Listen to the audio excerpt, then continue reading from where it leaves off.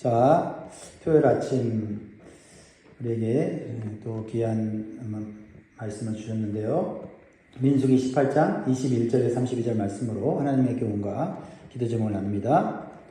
따라하십니다. 하나님의 일에는 반드시 보상이 있음을 알게 하시고 말씀의 원리대로 섬겨서 풍성한 복을 받게 하소서. 아멘. 할렐루야. 우리 옆 사람에게 우리 복을 전하면 좋겠습니다. 하나님은 당신을 축복하기를 원하십니다. 아멘 해야죠. 아멘. 아멘. 하나님께서는 하나님의 일을 하는 사람에게 반드시 그에 합당한 보상과 삶에 대한 책임을 져주십니다. 하나님은 자신의 일을 소중히 여기는 자를 소중히 여기시고요. 자신의 일을 성실하게 행하는 자를 하나님은 풍성하게 복을 내려주십니다. 그럴 만한 능력이 있으시고요. 또한 하나님의 사랑은 풍성하십니다. 그러나 하나님 없이 행한 세상의 일은 그에 합당한 보상을 받을 수도 있고 없을 수도 있어요.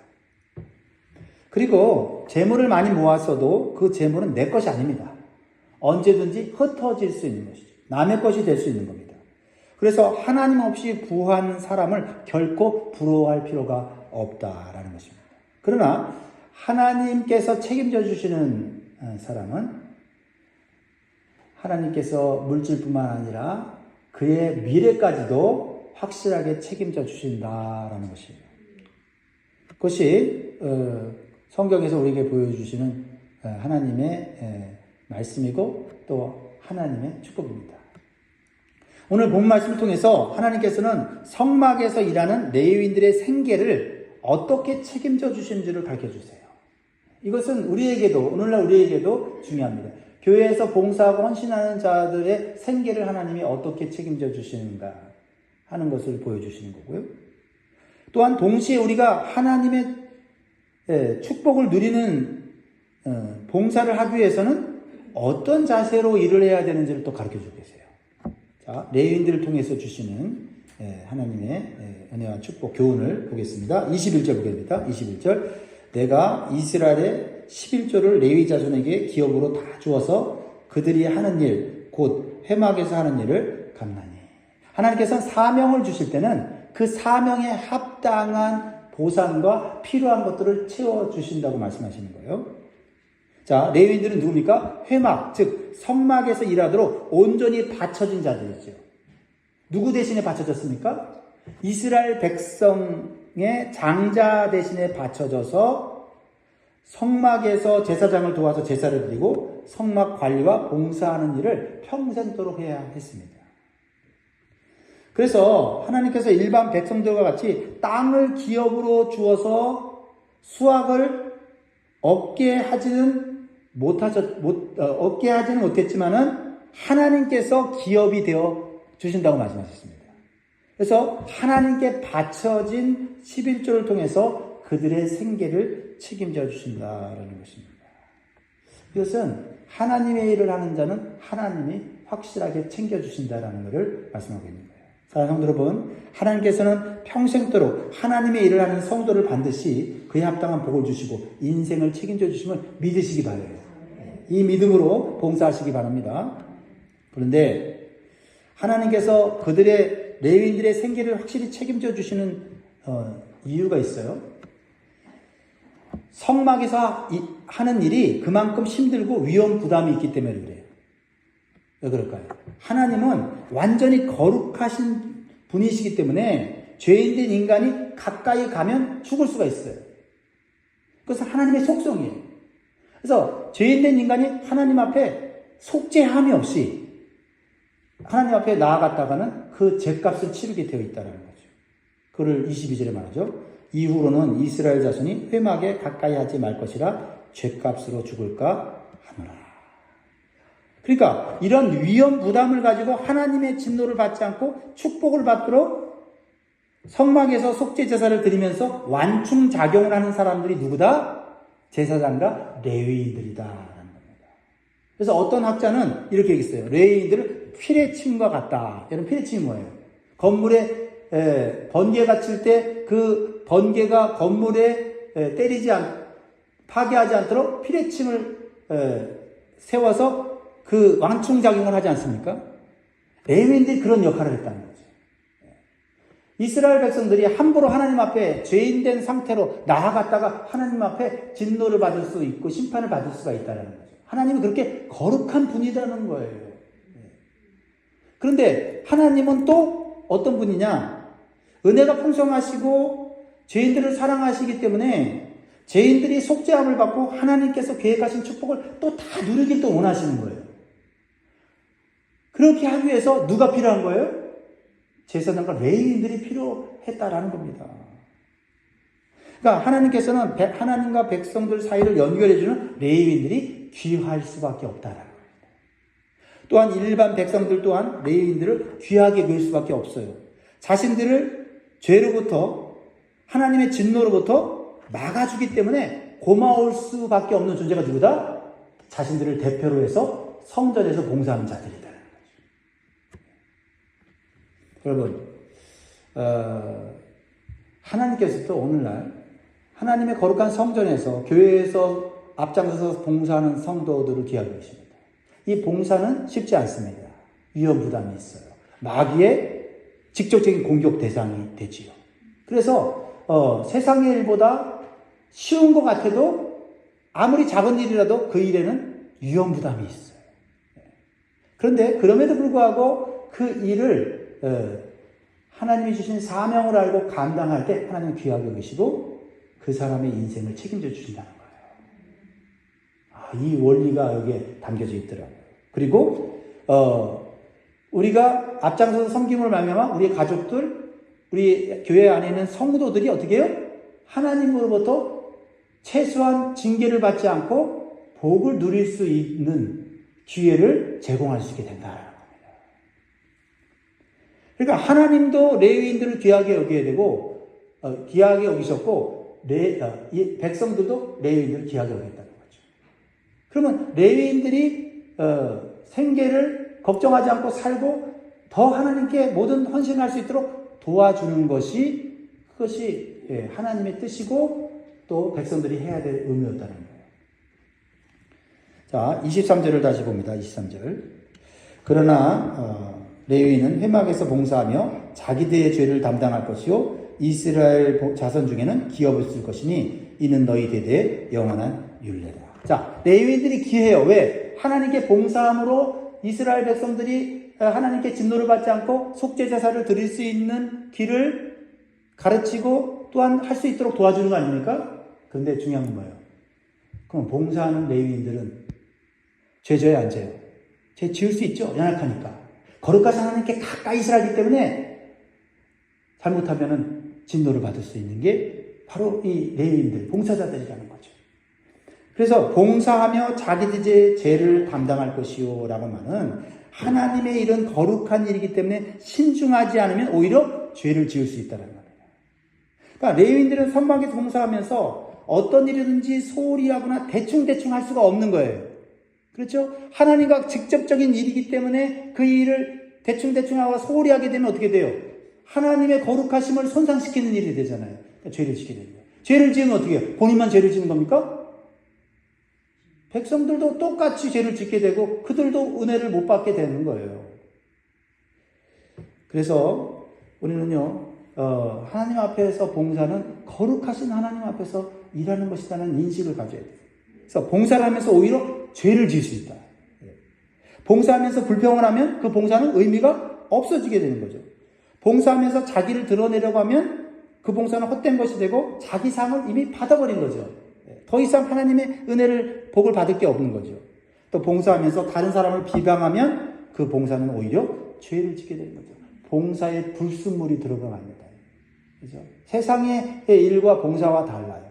하나님의 일에 대한 봉사는 거룩하신 하나님 앞에서 하는 거기 때문에 그 봉사에 불순물의 죄가 들어가지 않도록 해야 된다. 비록 봉사하다가 내가 상처를 입고 봉사하다가 내가 손해를 보더라도 그것은 억울한 일이지만 누가 보상해 주신다? 하나님이 보상해 주신다는 거예요. 세상에서 하는 일은 내가 하다가 어려운 일 당하고 손해당하면 내가 당했으니까 그냥 내가 해결해야 되지만 하나님의 일은 내가 손상당하고 손해보고 내가 어려운 일을 당하면 내가 그거를 해결하려고 막 또 죄를 지을 필요가 없다 이 말이에요. 하나님께서 아시고 보상해 주신다는 거죠. 그러므로 우리는 교회에서 행하는 하나님의 일을 거룩히 여기고 두려운 마음으로 해야 합니다. 열심히 봉사해놓고 거기에 불평이 들어가고 원망이 들어가고 죄가 들어가지 않게 그렇게 해야 될 줄 믿습니다. 그리고 나 같은 죄인에게 기회를 주신 것을 감사한 마음으로 해야 될 줄 믿습니다. 사실 우리가 이 말씀을 들었지만 아멘 하지만 또 우리가 실수하고 또 우리가 또 불평하고 또 우리가 원망할 때가 있지 않습니까? 그럴 때 이 말씀을 기억하면서 어떻게 해요? 하나님 앞에 회개하는 거죠. 회개하는 거죠. 여기에 나오는 레위인들이 한 사람도 불평도 안 하고 한 사람도 실수하지 않았을까요? 아니잖아요. 근데 회개하면 하나님이 또 용서해 주시잖아요. 하나님께서는 헌신하는 레위인들에게 그에 합당한 보상을 반드시 주신다는 것을 약속하셨습니다. 24절 같이 있습니다. 시작. 이스라엘 자손이 여호와께 거제로 드리는 11조를 레위인에게 기업으로 주었으므로 내가 그들에 대하여 말하기를 이스라엘 자손 중에 기업이 없을 것이라 하였노라. 레위인들에게는 기업이 없어요. 누가 기업이 되세요? 하나님이 기업이 됐어요. 하나님이 책임져 주는 게 훨씬 나아요. 그렇죠? 하나님이 그때그때 주시는 게 훨씬 나아요. 내가 쌓아놓고 이거 언제 또 누가 훔쳐가면 어떡하나, 이것도 잘못 투자했다가 또 이거보다는 하나님이 기업이 돼서 하나님이 그때그때 필요를 채워주시는 게 훨씬 안전합니다. 할렐루야. 그죠? 레위인들에게 주신 복이 그건데, 레위인들 중에는 그런 사람들도 있었을 거예요. 나도 땅으로 줘서 사업을 해서 막 엄청나게 수학을 이루고 막 성공하고 막 큰 돈을 벌고 이런 사람도 있었을 텐데, 레위인들에게는 그것이 허락이 되지 않았죠. 그 대신에 하나님께서 백성들이 거제로 드린 11조를 레위인에게 기업으로 주셨다는 것이죠. 여러분, 여기서 거제로 드린 11조라는 것이 무엇을 의미합니까? 이게 굉장히 중요한 의미를 가지고 있어요. 이것은 축복의 순환입니다. 축복의 순환. 이스라엘 백성들이 레위인들에게 11조를 주는 것이 아니에요. 먼저 백성들은 11조를 하나님께 거제로 드리는 거예요. 그러니까 거제는 뭐예요? 두 손을 높이 들어서 바치는 제사거든요. 그러니까 11조는 내게 주신 모든 것이 하나님 것이라는 것을 고백하면서 드리는 거예요. 하나님 거라고 하고 드리는 거예요. 그래서 하나님께서 거제로 드린 11조를 보시고 드린 자에게 복을 주시는 거예요. 드린 자에게. 그래서 하나님 것을 가지고 하나님께서 또 하나님께 충성하고 봉사하는 레위인들에게 그것을 축복으로 내려주시는 거예요. 그래서요, 11조를 온전히 드리지 않으면 그 물질은 하나님께서 보장하지 않습니다. 아무리 많이 모아도 그 물질은 언제든지 흩어질 수 있는 물질에 불과해요. 왜? 그 물질의 주인은 없는 거예요. 근데 11조를 하나님 앞에 거제로 드렸다는 건 뭐예요? 하나님 겁니다. 그러니까 하나님 거니까 하나님께서 이 물질을 보호해 주십시오 라는 것 같아요. 그래서 하나님께 11조를 온전히 드리고 남은 물질을 가지고 사용하면 하나님께서 보장해 주시고 그 물질을 통해서 풍성한 삶을 살 수 있도록 해 주신다는 거죠. 그러니까 11조는요, 단순히 물질의 일부를 바치는 게 아니에요. 인생 전체를 바치는 겁니다. 그래서 거제로 드리는 거예요. 말라기 3장 10절에 만군의 여호와가 이르노라 너희의 온전한 11조를 창고에 들여 나의 집에 양식이 있게 하고 그것으로 나를 시험하여 내가 하늘문을 열고 너에게 복을 쌓을 것이 없도록 붙지 아니하나 보라. 그러니까 우리가 11조를 드릴 때 아까워하거나 부담을 가질 필요가 없어요. 요즘 11조를 드려야 하느냐 말아야 하느냐는 그런 논쟁들이 있는데 여러분 그런 논쟁에 빠질 필요가 없습니다. 11조를 드려야 되느냐 말아야 하는 것 자체가 하나님의 공급하심의 은혜를 감사하지 못하는 태도일 수 있다는 거죠. 그러므로 11조를 인해서 시험받지 않기를 저는 바랍니다. 사람은 심는 대로 거두고 드린 대로 복을 받는 축복의 원리를 따라야 물질과 인생이 보장된 삶을 살게 되는 것입니다. 그래서 물질의 크기가 아니라 적게 본 사람은 적게, 많이 본 사람은 많이, 그 일정 부분을 하나님께 올려드리면서 하나님 나머지 내 물질 하나님이 주신 것입니다. 하나님이 보장해 주십시오. 그리고 불려주십시오. 라고 우리가 말할 수 있게 된다 이 말이에요. 그러니까 믿음과 봉사의 분량대로 하나님은 은혜를 주시고 복을 주신다는 것을 기억하시기 바라요. 그러면 11조를 받아 생활하는 레위인들은 11조를 안 드려도 될까요? 11조를 받아서 사는 거니까. 아니요. 11조를 드려야 됩니다. 여기에 11조의 의미가 있는 거예요. 왜냐하면 11조의 의미는 하나님께서 주신 모든 것이 내 것이 아니고 하나님 것이라는 거잖아요. 그렇다면 레위인도 11조를 받았지만 누구로부터 온 거예요? 하나님으로부터 왔으니까 하나님으로부터 왔다는 것을 표현해야 되잖아요. 그러니까 뭐예요? 그들이 레위인들이 드리는 11조는 어떤 11조예요? 11조의 11조가 되는 거예요. 맞습니까? 네. 자, 26절 같이 있습니다. 26절 시작. 너는 레위인에게 말하여 그에게 이르라. 내가 이스라엘 자손에게 받아 너에게 기업으로 준 11조를 너희가 그들에게서 받을 때에 그 11조의 11조를 거제로 여호와께 드릴 것이다. 자, 거제로 바친다는 건 뭐예요? 그러니까 하나님 겁니다. 라고 11조를 받은 여러 가지 과일이나 채소나 그때 당시에는 그런 걸 받았으니까 거기서 10분의 1을 하나님께 올려주면서 내게 주신 거는 백성들이 준 게 아니라 백성들이 하나님께 드려서 하나님 것을 나에게 주셨습니다. 라는 고백으로 11조를 또 드리는 거예요. 그리고 이 11조의 11조는 또 하나님께서 누구에게 주시냐면 제사장 아론에게 주어서 그의 사역과 생계를 위해서 사용하도록 하셨어요. 그러니까 백성들이 하나님 것입니다. 드린 걸 하나님이 레위인에 주셨고 또 레위인이 하나님 것입니다. 하는 것을 또 제사장이 주셨고 그래서 성막의 예배와 또 성막의 관리와 운영이 되도록 함으로써 모든 백성들이 하나님 안에서 거룩한 백성으로서 복을 받게 하셨다는 거죠. 그러니까 이게 어느 한 사람의 헌신으로 복이 내린 게 아니죠. 다 연결되어 있지 않습니까? 그런데 중심이 누구예요? 하나님이죠. 하나님께 주신 것을 하나님 것입니다. 그러니까 하나님이 또 봉사하는 사람들에게 잘했다 하면서 주시고 이러면서 축복이 순환되는 거예요. 순환. 거제로 드린 11조는 한마디로 하면 축복의 순환입니다. 할렐루야. 그러니까 우리가 기억해야 할 것은 하나님께 드린 것은 내 것이 아니에요. 그래서 내 것으로 제사장을 주는 것으로 착각해서는 안 된다.